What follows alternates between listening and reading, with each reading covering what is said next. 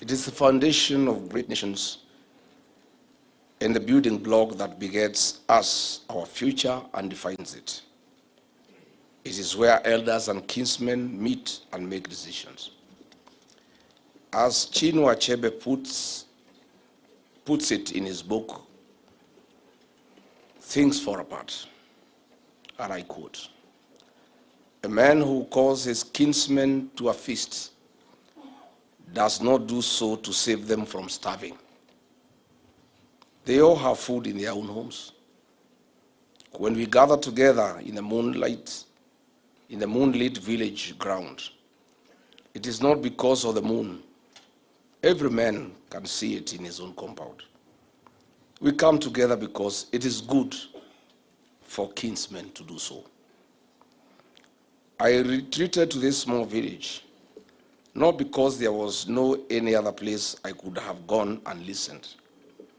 I did this because the prevailing state of our nation is very dire, and this has continuously bothered me, just like it has bothered 55 million Kenyans. Kenya was and is falling apart. I retreated to listen to Kenyans who, for far too long, have remained unheard. When we began, we never knew it would have been this phenomena as it has been.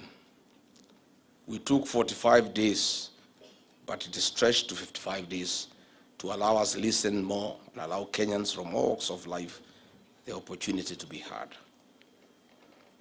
My countrymen, first and foremost, I thank God for His grace and guiding this task to a joyful finish.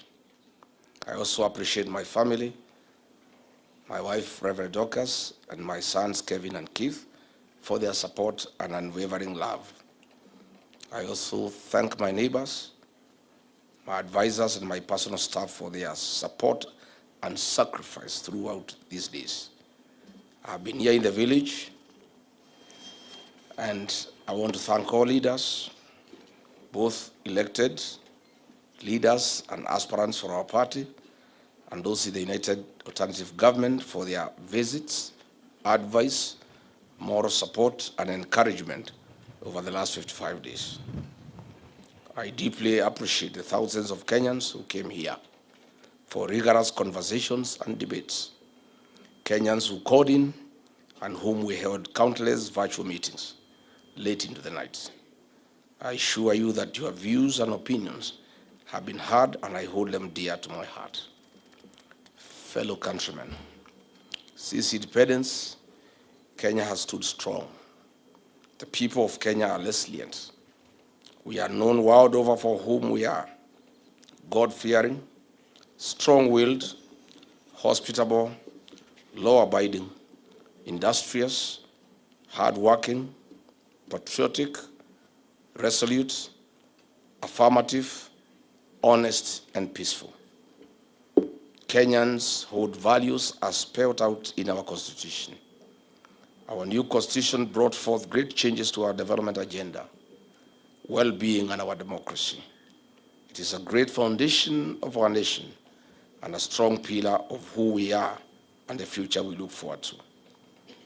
My countrymen, the 55 days have been significant, painted with debates, meetings, new ideas, new freshness of the people, happiness, and rigorous consultations.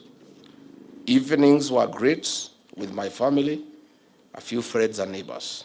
Sometimes the days were painful when I would hear what Kenyans have gone through in the last 4 years. Other days we could sing and pray. Other days I would just sit alone and reflect too much into the past, present, and the future. I also took time in late night hours to read widely and make random calls to Kenyans across the country and abroad. My countrymen, the last time I made this journey to Wamunyoro for consultations, I took the advice given by the people. They instructed me to form a vehicle and a listening tool, a political party that listens to them. They further instructed me to look for allies from across the country. Out of that conversation then came the democracy of the Citizens Party, and the many allies I now have, my cousins, my in-laws, my brothers and my sisters. We are now a family, the United Alternative Government of Kenya. It is for this reason that in the last 16 months, the DCP party has since become a permanent fixture in the national conversation and the journey to liberate our republic. I can confirm today that the future is indeed green. Ladies and gentlemen, we all know that in 351 days, on the 10th of August 2027, less than a year from today, we shall go to the general election to elect a listening president and caring leaders. What we have now, a majority are boisterous, callous, dictatorial, and they have itchy fingers. Kenyans who visited me told me that the final stretch of the race is upon us, and once again, as a leader, I needed the people to guide me. I needed to hear their expectations, what they wanted the United Alternative Government to become, what they wanted to see from us, and when we finally remove this government, what the next government must do. Delegations of clergy, political leaders, elders, aspirants, professionals, youth, women, retired civil servants, serving civil servants, members of the civil society, grassroots and opinion leaders from every corner of our country came to visit me and discuss a wide range of national issues. Allow me to begin with the pain points and the frustrations that the people of Kenya reported to me. These are tough issues facing our people. On the education sector in our country, the people told me that they are completely crushed and the gains made over the years have been eroded in a record 3 years. Kenyans told me they need the next administration to bring back better free primary education and secondary education. They want free TVET education and a university financing model that works and is responsive to our people. On agriculture, Kenyans are worried whether agriculture is still the backbone of our economy. They are worried about the rising cost of food and farm inputs, failed agricultural value chains, state-sponsored destruction of our cash crops like tea, coffee, pyrethrum, sugarcane, cotton, among others. Kenyans want the agriculture back. Our cooperative movement in the country have mobilized over 1.2 trillion Kenya shillings in deposits. That is their money, their savings. They do not want this regime to touch even a coin. They do not want their assets to be sold to a select cabal of political businessmen, but to members of the cooperative movement that represent the true face of hard-working, honest Kenyans. On healthcare, Kenyans from across the country confirmed that our nation's healthcare system is broken. Kenyans want drugs in hospitals. Kenyans told me that they need the next administration to sweep clean the healthcare sector in our country. Access to healthcare is more than just the SHA registration. We must align and implement 6 building blocks of having effective service delivery, a motivated health workforce at county and national level, health information systems that are priced fairly, access to essential medicines and technology, robust health financing models, and most importantly, servant leadership and good governance. The security of our nation remains a great concern for Kenyans. The people told me they cannot understand how a police vehicle can be used to ferry goons. They have never seen in history where criminals operate hand in hand with the police. Kenyans want the goon culture in their country swept out once and for all. On abductions, extrajudicial killings, Kenyans told me that they know the state is funding goons and death squads to terrorize their own citizens. Kenyans told me that none of this should be allowed to pass without consequence. Someone must pay, not just for the crimes done today, but for posterity. We need to do it so that every government that comes after this one understands in its bones that to walk this violent path is to invite a personal reckoning. Just to be clear, when Kenyans said consequences, they didn't just mean for the foot soldiers who pulled the trigger or drove the vehicles. They mean the ones who sat in comfortable offices, coordinated and signed off and declared war on their own people, and they must start trial. They must be prosecuted. They must be convicted. They must serve as an example to all. The people of Kenya are crying for justice. This is the bare minimum for the United Alternative Government once we get into power on 10th August 2027. Kenyans told me that this government, which came to power on the claim that it was God-fearing, has allowed churches to become a target of violence. Goons, rogue police officers, and death squads launch attacks on places of worship with impunity. Kenyans saw this violence in churches in Mweki, Kariobangi, Gatudu South, and most recently, ACK Cathedral in Nairobi and Kisumu, and of course, the ACK Wetima Church in Othaya. Kenyans want the church to be off violence from the state. On the economy, various professional bodies brought in their views on the state of our economy. Their views reflect what every of the 55 million Kenyans feel deep in their pockets. The argument on paying bills as a ruthless mallet on our businesses. Further, the raiding of the payslip has greatly reduced people's earnings, household incomes, and affected purchasing power. Workers want back their valuable payslip. The people cried about the tax regime. Traders told me that they are experiencing the murkiest tax regime in Kenya's history. They have been taxed into poverty. They requested for a predictable tax framework. They asked for a conducive business environment that spurs investment and trade. The people told me that at independence, we had a great nation. They could see the future for their children and great-grandchildren. Kenyans have told me to revisit the sessional paper number 10 of 1965 and the Kenya Vision 2030. This is not just about revisiting, but use this as a blueprint to give Kenya a vision that transcends political rhetoric. Kenyans feel that if the values of sessional paper number 10 of 1965 on African socialism was implemented to the letter, based on its key themes of African socialism, democratic governance, economic development, resource mobilization, and Africanization, nationalization, social services, and taxation and savings, Kenya would have attained a developed country status in the early 2010.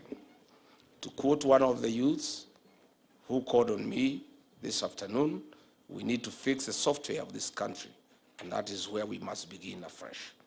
Further, Kenyans made another reference, 2030, on social, economic, and political pillars are going down the drain. Kenyans have told me that the foundations of the Kenya Vision 2030 on economic growth, social transformation, and political reforms to create a modern, industrialized, democratic, and an inclusive nation must be revisited. With only about 3 years to the year 2030, Kenyans are disappointed and are staring into a bleak future.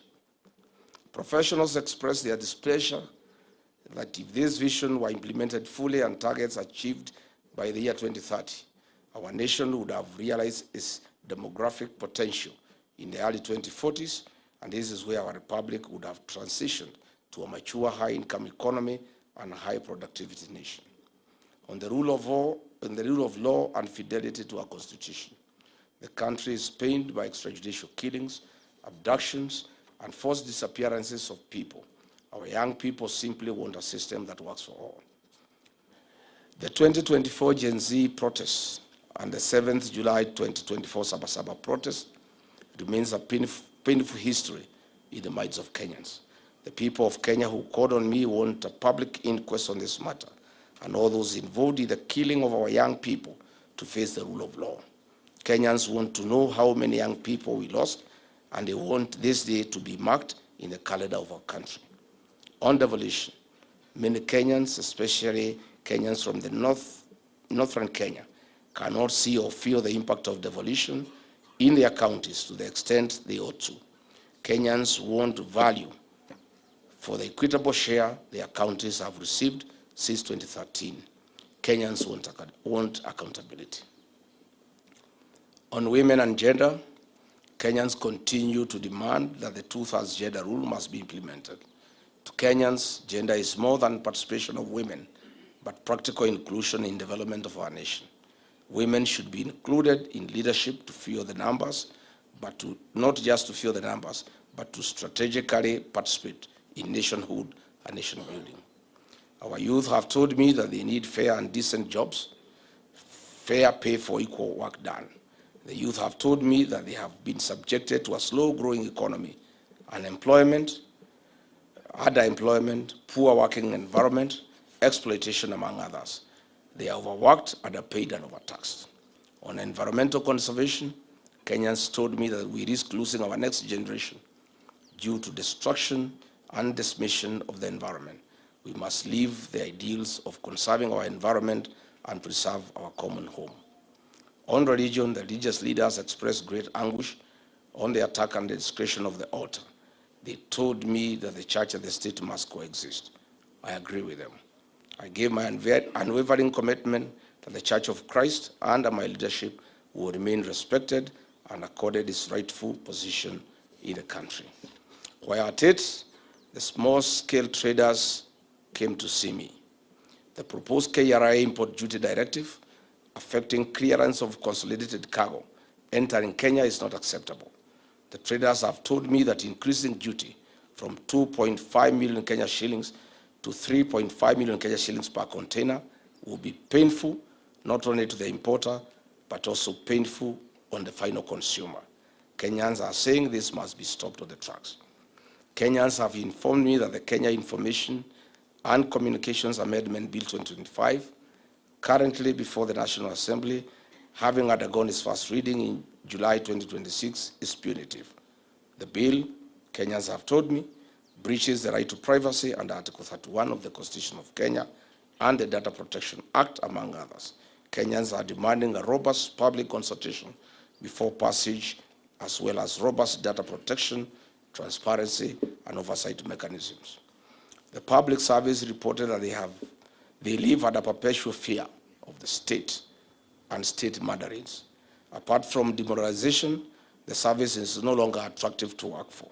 Kenyans have been instructed that the next administration must bring back the pride of the public service, as well as restoring the dignity of the payslip. On foreign affairs, the people of Kenya are simply holding their breath. They are wondering how Kenyan sons would find themselves in a war zone in Russia and Ukraine. They do not understand how the government of Kenya would host a parallel government of Sudan run by internationally sanctioned criminals. Kenyans told me that they want a paradigm shift from political diplomacy to economic diplomacy that serves the interests of 55 million Kenyans and not one person. On sports, creative, and digital economy, the players in this sector informed me that they are exploited. There is no fair pay compared to their counterparts in developed economies. They feel completely left out. They charge me with the responsibility to craft a manifesto that places their dignity above everything else. On social security, this requires urgent reforms and an assurance that we can do better as a country. My commitment is an inclusive social welfare for every Kenyan, where no one will be left behind and their hard-earned savings are secure and invested prudently in nation-building projects. On energy and the generational infrastructure, Kenyans want an inclusive development program that is free from political patronage. They do not understand why the government of the day is involved in doing what the private sector should be doing. On illicit brews and drugs, Kenyans in one voice told me that we are back to the menace in a big way. The progress we had made when I served as deputy president has been eroded. Our children, our young people are dying. There are funerals everywhere. I have clear instructions from Kenyans that this menace must be a top priority by the next government. We must protect Kenyan population from extinction. On the sale of public assets, Kenyans have told me that this is wrong. What is more annoying is the impunity and the manner in which it's being done. The people of Kenya have clear instructions that strategic public assets that have been sold must be brought back to the people of Kenya when we form the next government. Kenyans have asked me to develop a policy paper on all sectors and present a blueprint to them for validation. This will be done once I'm back from the United States of America, where I'm traveling later in the week. I'll present my blueprint based on what the people of Kenya want. Overall, the people told me that the covenant with the executive was broken and the promises made therein remain unfulfilled to date. Dear Kenyans and my countrymen, I have heard the people from the South Rift. They were burdened by their leaders immediately after the elections, a cycle that has always recurred. The promises of development that they were given have never been delivered. Their community land is being grabbed in broad daylight by people who fear no consequence because of their connection to State House. We discussed this and many other issues in that region. From the Nairobi City County, leaders, aspirants, professionals, and businessmen all agreed that our capital city is in ruins. The streets have become rivers because no work has been done on drainage. Children are packed into classrooms so congested that no learning can take place. Families and businesses watch bulldozers flatten their homes and their places of work in targeted inhuman demolitions. Goons and killer squads are in the streets and in the estates. The police who should be protecting the people are too busy serving as bodyguards to these criminal elements as they wage a war against the people of Kenya. From the Maa Nation, elders, leaders, and aspirants told me how they are watching as their land is being stolen by the president and his cronies. They are in pain because when their people have stood to protect what is theirs, many have been shot. Land theft and police violence rage across their counties. From the coast, elders and senior leaders told me of their challenges at the port of Mombasa, the key to the coastal economy. It has been mismanaged and used to disadvantage the local population. Ranches are being seized at gunpoint. Minerals are being carted away, but the local community see no returns. The drug epidemic is back. I spearheaded this fight as deputy president, but the gains have been lost. Drug dealers have been welcomed into the highest decision-making table, including sitting in the cabinet. This disease is devouring the youth at the coast. From northern Kenya, leaders, professionals, and concerned citizens told me of the absentee leaders who do nothing to combat the underdevelopment and entrenched poverty. Devolution, the promise that was supposed to bring government to their people, has instead seen resources disappear with little to show for it. The drought still comes, the water has still not come. For the western and western regions, the people reached out to me. They decry the sugar sector crisis, the reclassification of VAT increases cost of transporting sugar to the factories. The sale and leasing of sugar factories to private sector does not benefit only farmers, but the cabal that is hell-bent on pursuing selfish gains at the expense of 55 million Kenyans. For the North Rift, the people collectively spoke about the menace of banditry, cattle rustling, and the crop failure that has been experienced in the region. That warlords of violence are now eating in government, but the problems still remain. For the people of Mount Kenya region, I've heard your voice of unity. This will be done. We are one people and one nation. For the members of the fourth estate, they decried state harassment and curtailment of their freedoms that are enshrined in the Constitution. The media wants to be left free as espoused in our Constitution. This is only a sample of the discussions that I was having here in Wamunyoro. Just a small fraction. There's much more. The work before us, which is required to liberate this republic and save our people, is truly significant. Fellow countrymen, each day when the delegations left and Wamunyoro was quiet, I was left alone with the weight of their words. That weight was very heavy on my shoulders. I have said this before and I'll keep saying it so that Kenyan people know that I have not forgotten. I helped bring this administration to power. I rallied my people, my resources, my networks, my energy, and my ability to move people to put this government into office. So, when I hear how you are suffering today, I hear it as a man who must answer for his part in it. Some have looked at how hard I worked to fight the excesses of this government. Some say it is out of bitterness. I think they are forgetting that I spoke up when I was still in office.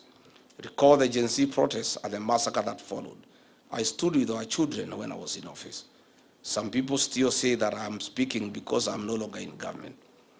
The naysayers are all wrong. So let me be clear once and for all about what drives me. I do what I do because I have a responsibility to do it. Where I come from, when your heart causes harm, even the harm you never intended, you cannot walk away. You do not make excuses. You apologize, and then you do whatever is within your power to make it right. That is exactly what I'm doing. I played a big role in bringing this government into power. It is hurting Kenyans. I'm playing an even bigger role to send it home come 10th August 2027 on the ballot. My countrymen, listening to the delegations who came here to see me, Kenyans have identified 3 objectives that have been instructed to pursue and accomplish on their behalf. Objective number 1, I have been told I must use everything in my power to keep this government accountable while using every legitimate means available that will call out, stop, and break any scheme that is engineered by this government to loot taxpayers' money or oppress the people of Kenya. This, I promise, I will do day and night. Objective number 2, the people have told me unanimously that for us to correct the evils that bedevil this country, William Ruto must be one term and must be sent home. That message was clear.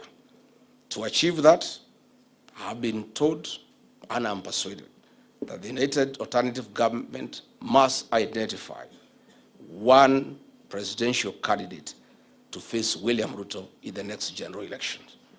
Kenyans have made it very clear that we cannot gamble or take any risk that might bring William Ruto back.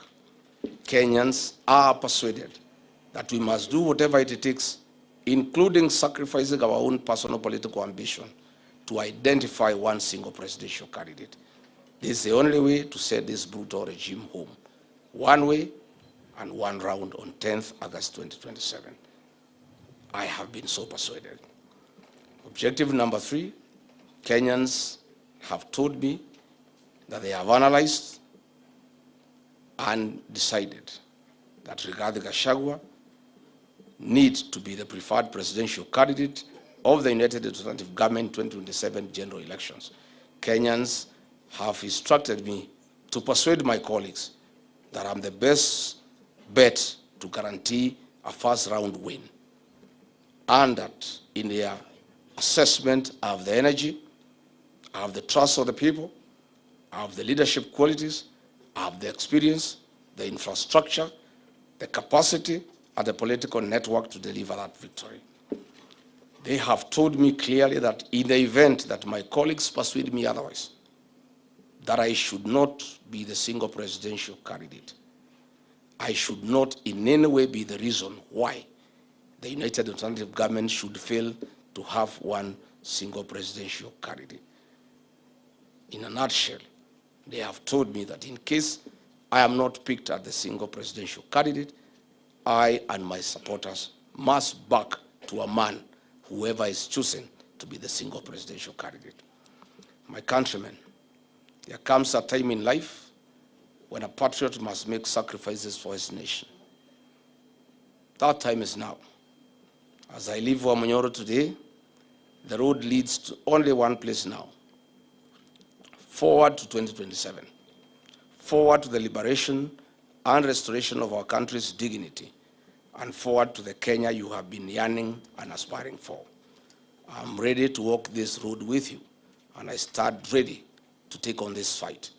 I assure you that the United Alternative Government is committed to ensuring fair, transparent, verifiable, credible, and democratic 2027 election, and the liberation of the Kenyan nation and the restoration of the dignity of the Kenyan people. May God bless Kenya. May God help us liberate our great nation. I thank you.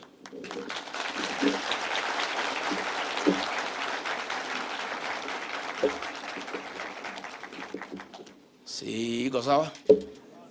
Iko sawa? Imeingia vizuri? Hata Kasongo amesikia? Kadi zinimo? One single? Najua anasema ati Rigathi lazima akuwe ni yeye. Nani nawaambia? Yes, mimi nataka na Wakenya wananitaka. Lakini wakisema ni wache, ndio hii mtu aende nyumbani. Si mimi nitawacha? Yeah. And I want to tell Kenyans I'm that patriotic. I'll make whatever sacrifice necessary for this country. And I want to tell Ruto, he has been saying I'm divisive. He doesn't know me well. You know, before he kicked me out, alikuwa amenidharau sana. He thought I'm just another villager. He was saying I have not gone to school, I have no experience, I have nothing. And in 2 weeks I will be forgotten. Today, he knows who Rigathi Gachagua is. Let me tell him, he is saying I'm divisive. I want to assure the people of Kenya, I'll be the unifying factor in the identification of a single presidential candidate to face William Ruto. And my people here in the mountain have now told me that the consolidation of the mountain is complete. The mountain has even been enlarged with Mount Kenya South and Mount Kenya North. They have now told me not to preach to the converted anymore. They have told me to go out to Western Kenya, to Coast Province, to Rift Valley, to all corners of this country, and look for support for myself or whoever is picked as a single presidential candidate. So hapa mlimani nimewachia vijana wasukume. Si ndio? Si kazi imeisha. You cannot go to fish in a basket. Hii watu ya mlima tayari tumemaliza. Na mlima sana ni kubwa. And I didn't want to put it here.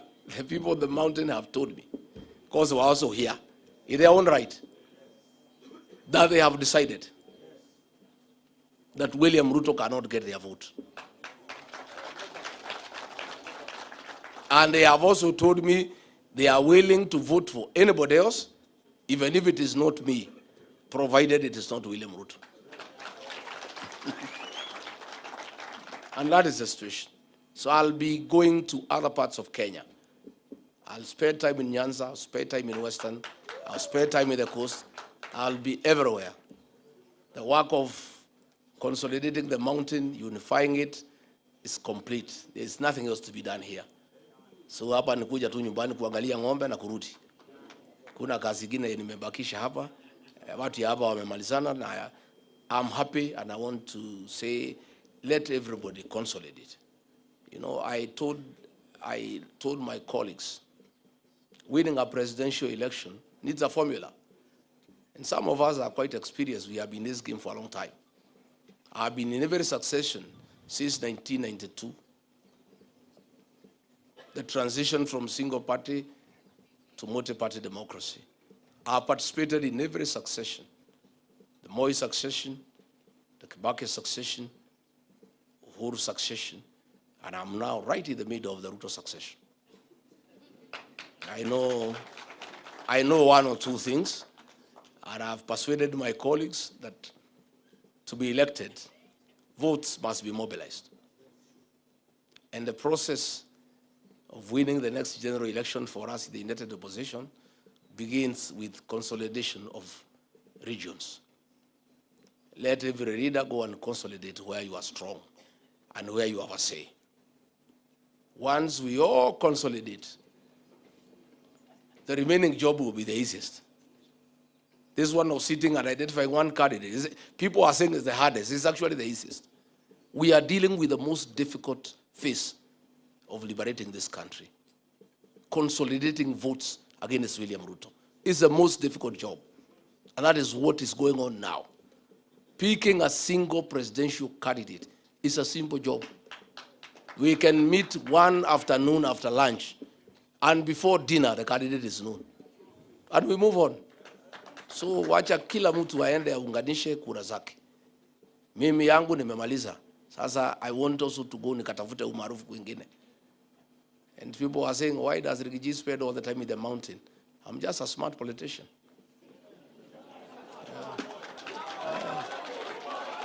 How do you go to ask for support elsewhere before you consolidate your own? Charity begins at? No. Now I can go comfortably to Western Kenya and say, hey, I have consolidated 80 million. Please, can we partner? And then I'm listened to because I'm a serious guy. So people are blaming, oh, you mtu watoki mlimani. Now nimetoka. I was in Kipsigisland. I was received like a king. Yeah. The man nation I've conquered. Hapo yote ni Rigathi na DCP. Kipsigis naendelea na it's going on very well. Kanairo nimemaliza. Sasa so nataka sasa ningangane na Western, si ndio? Na Coast and the rest of the country. And we are working well with our colleagues. And everybody is doing a good job. I'm particularly very happy with what is happening in Western Kenya. I'm very happy. I'm also very happy with what is happening in Nyanza. I'm very happy. I am very happy. I can see this thing is done. Once Western is done and Nyanza, kuisha maneno. Kwa sababu wengine wote tulikuwa tumemaliza kita. He was hoping he can take Western and Nyanza. Naona mambo imekuwa ngumu. Mambo ngumu. Na sasa hii Western, hii Nyanza imechemuka na Rigathi bado fika huko. Na nikifika huko, sintafika kufanya ile inaitwa finishing. Ile finishing. I want to say, Rigathi will be all over the country. The mountain is just a home now. He has to come and sleep once in a while.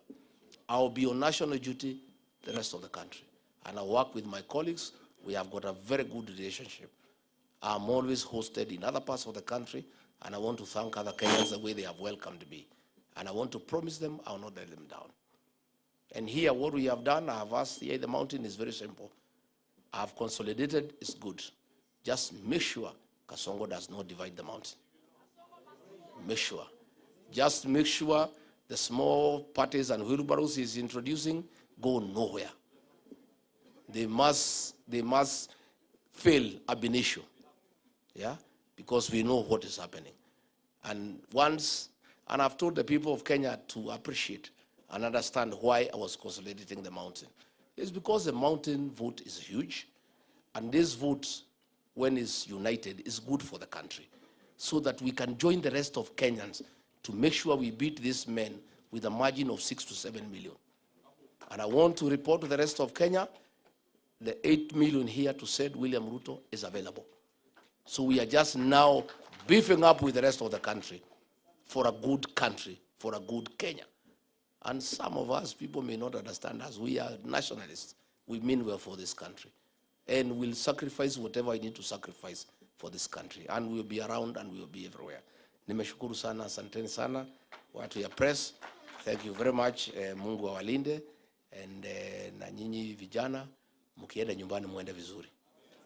And I am sorry we didn't even have enough time to really discuss and exhaust the issues you have. Yeah? Lakini tutapanga tupige mapicha kabla giza, si ndio? Hii mapicha inasaidia? Oh, inasaidia?